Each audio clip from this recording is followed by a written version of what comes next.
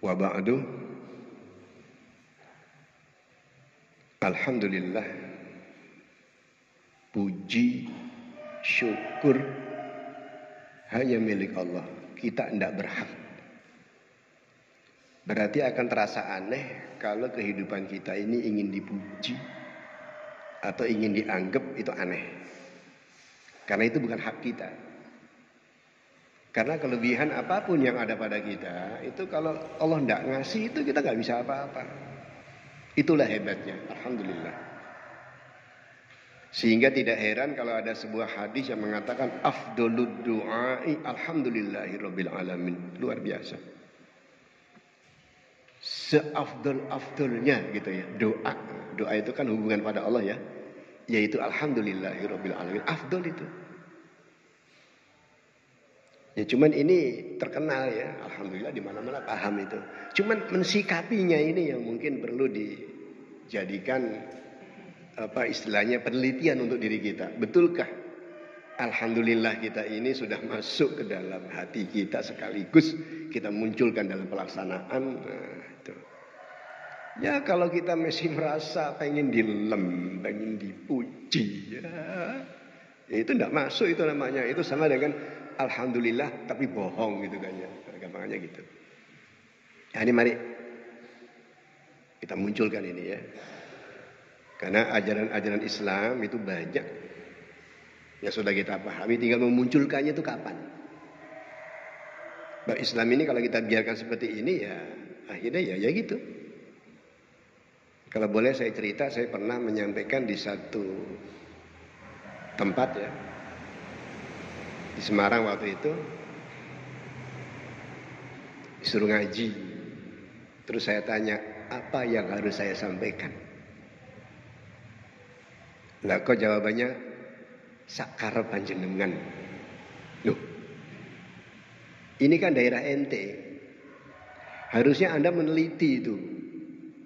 Orang-orang yang ada di sini itu apa yang kurang. Sehingga kalau Anda mampu sudah bisa untuk menutupi kekurangan itu, ya baru Anda tutupi. Nah kalau Anda sudah tahu tuh nggak mampu, ya boleh manggil yang lain lah. Nah sedangkan saya datang dari jauh nih nggak tahu apa-apa, suruhnya kok tak serah saya. Ini sama dengan kalian, saya bilang itu ndak sebab ngatur itu ya. Masalah keadaan umatnya itu jemaahmu kayak apa yang kurang tuh nggak selalu mikir. Ya pokoknya yang ngaji itu dong. Apa ini kadang-kadang mendatangkan dari daerah Jakarta itu bangga. Tapi yang daerah juga itu nggak ngomong, saya harus ngomong apa enggak. Ya sudah ngomong aja. Nah ini sebagai kritikan bagi kita bahwa yang namanya memperhatikan lingkungan sekitar itu jauh lebih penting daripada yang lain. Karena apa? Anak cucu kita akan hidup di situ. Nah kan gitu. Selanjutnya salawat salam tetap terlimpahkan kepada Nabi kita Muhammadin sallallahu alaihi wa alihi wasallam. Tadi ada ayat dalam surat besi, enggak pantas itu besi ya. Surat besi enggak pantas ya. Pantasnya Al-Hadid, padahal dia juga gitu ya. Waktu ayat ini turun akhirnya menjadi satu bentuk omongan para sahabat dan sebagainya, selalu memunculkan ayat ini pada beberapa temannya pada saat dia bergaul. Dan tujuannya apa? Untuk mengingatkan dirinya sekaligus orang yang di sekitarnya. Karena banyak gangguan dalam kehidupan. Karena ya terus terang kita ini kalau ibadahnya kurang gak kerosok. Tapi ini bondone kurang, itu kroso. Oh ditanya lo kenapa kok bondonya kurang kroso? Karena tahu yang belum ini gitu. Nah kalau ibadah kurang nggak kroso, nggak tahu yang belum yang mana nggak tahu. Pokoknya dari dulu ya gitu nah gini. Ya. Ayat ini berbunyi, A'udzubillahi minasyaitonirrajim.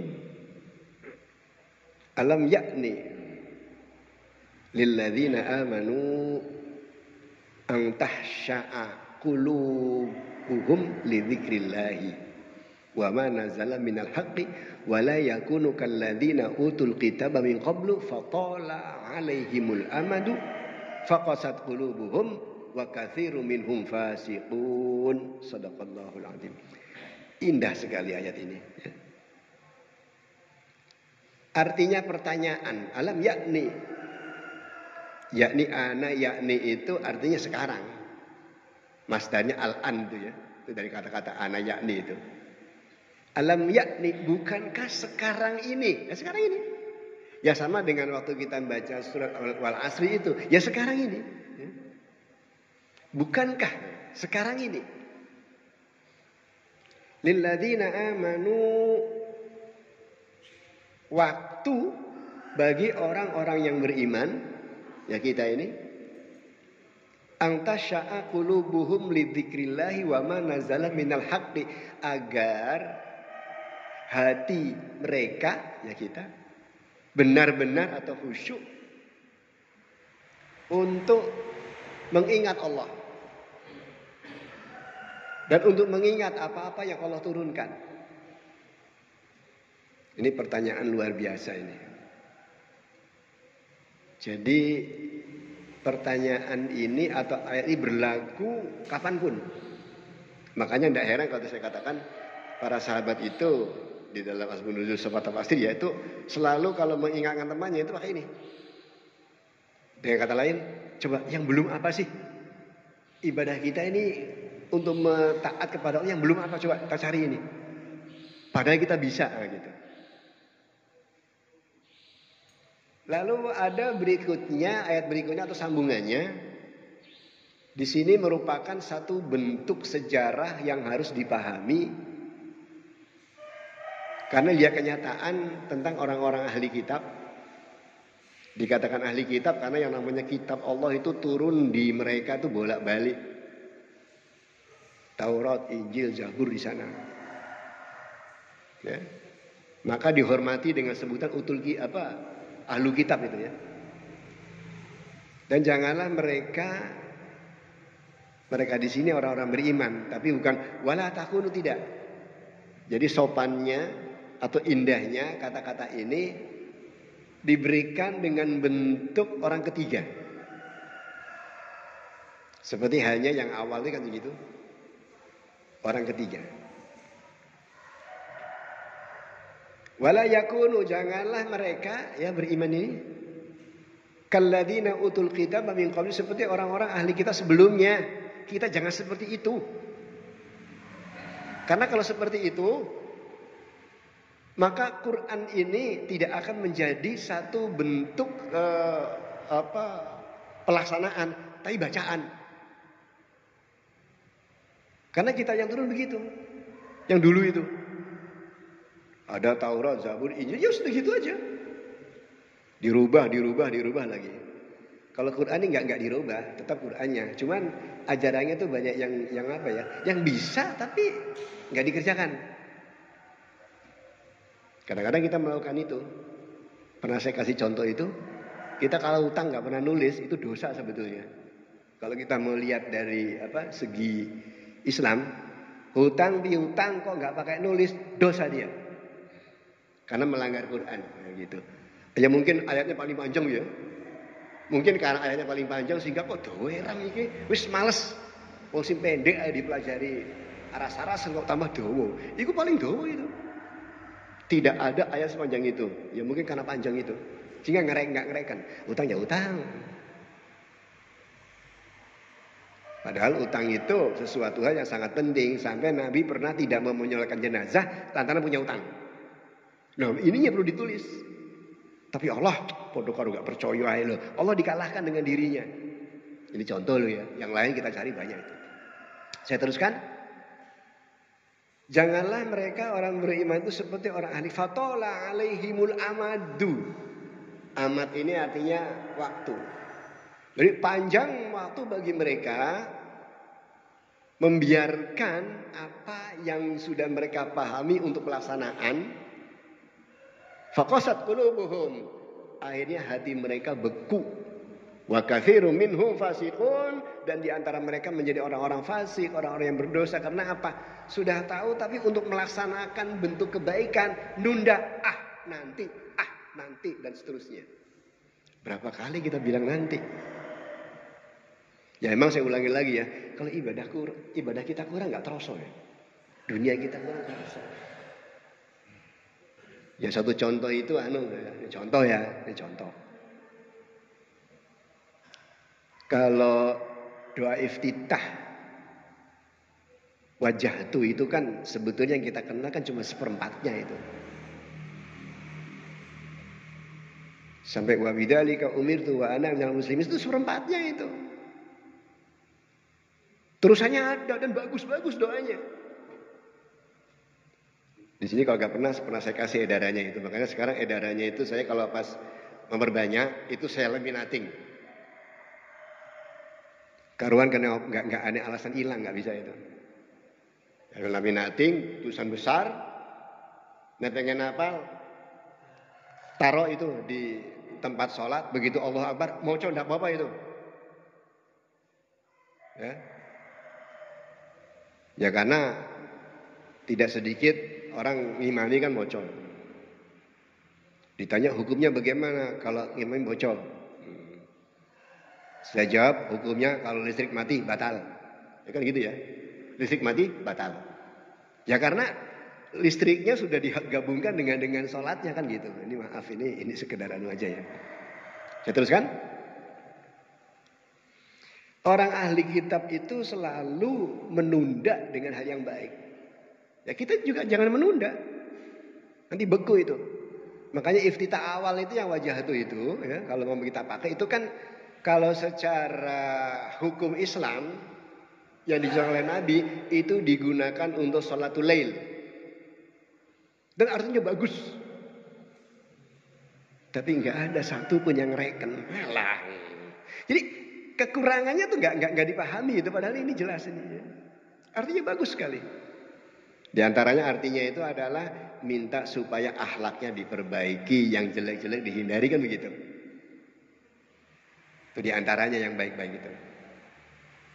Nah ini coba alangkah baiknya kalau kita selalu merasa kurang dalam kita beribadah sehingga mencari yang belum apa ya. Ya karena Allah sunnah aja gitu. Padahal kalau kita lihat di kitabnya Imam Syafi'i sedangkan orang-orang yang bermadzhab Syafi'i ini nggak pernah dibaca di pondoknya. Sehingga waktu di Tebu Ireng saya tuh pernah mengatakan kita ini bukan madzhab Syafi'i tapi Syafi'iyah. Saya pernah bilang begitu dan diakui memang. Iya kita ini Syafi'iyah bukan madzhab Syafi'i. Karena apa? Tidak sama dengan karatnya Imam Syafi'i. Ya saya kasih contoh wajah itu. Padahal di kitab itu jelas Imam Syafi'i mengatakan karihtu manzada wa naqoso. Aku makruhkan barang siapa yang nambahi atau ngurangi. Nambahi ini nggak mungkin dong kadung dawa ya, tapi ngurangi ini yo. Terus saya tanya di mereka, kayak Dewi ngurangi itu berapa kali? Saya makruh loh. Tapi dijawab, tapi kan mengatakan tidak batalkan. Ya udah ya wis gitu ya. Maksudnya nggak batal wis nah itu. Di gua enteng. Nah coba, ini penting sekali bagi kita untuk merasa kurang dengan ibadah ini supaya nanti pelaksanaan apalagi ya pernah saya sampaikan kalau sudah berpikir tentang masa depan Islam masa dari dulu sampai sekarang Quran apal 30 juz bangga itu jangan pelaksanaannya munculkan itu haram dosa itu. Kalau sampai kita Qurannya hafal dipelajari tapi untuk memunculkan satu bentuk hukum itu nggak diupayakan itu dosa. Lu kita kan bukan negara Islam, bukan di situnya, bukan. Dikenalkannya ada pelaksanaan.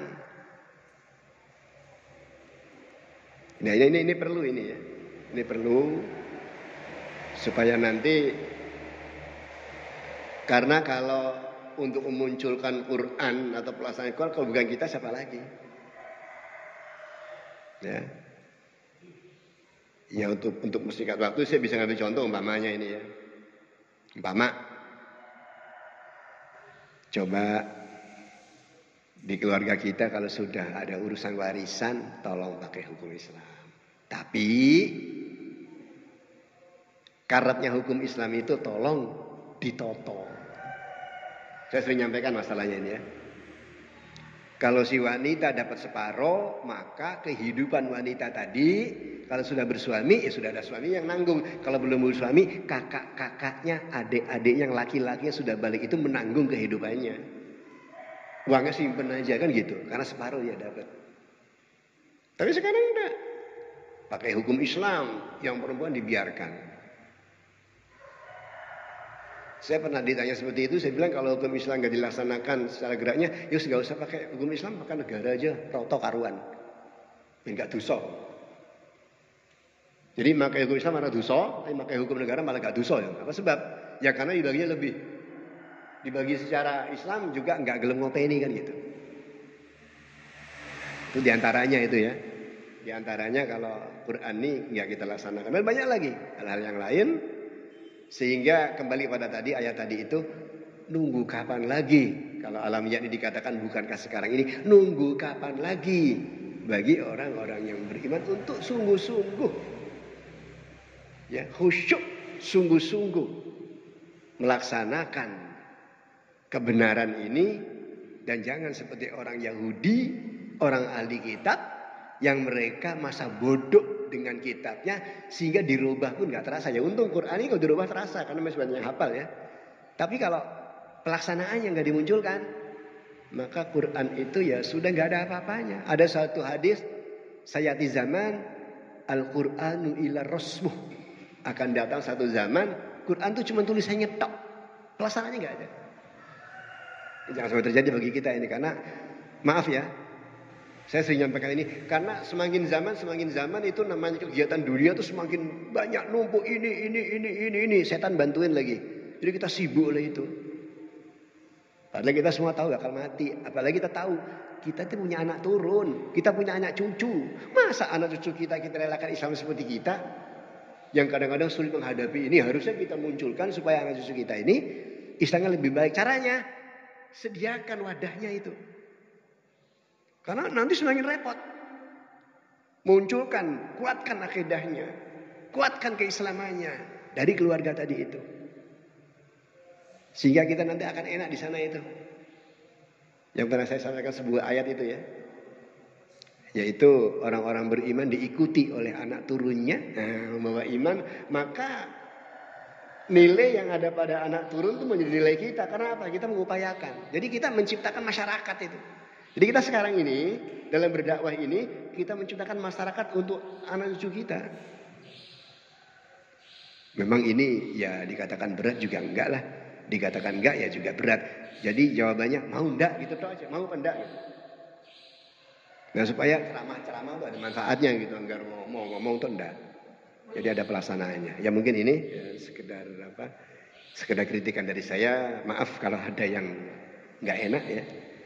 Nah, insya Allah ini dari hati saya dan saya nggak ada macam-macam. Kita bisa jadi pikiran kita, bisa jadi pelaksanaan kita. Karena Islam ini kalau tidak kita yang mengupayakan siapa lagi? Sekian kurang lebihnya mohon maaf ya. Rabbana atina fid dunya hasanah wa fil akhirati hasanah wa qina adzabannar. Wal afu minkum. Wassalamualaikum warahmatullahi wabarakatuh.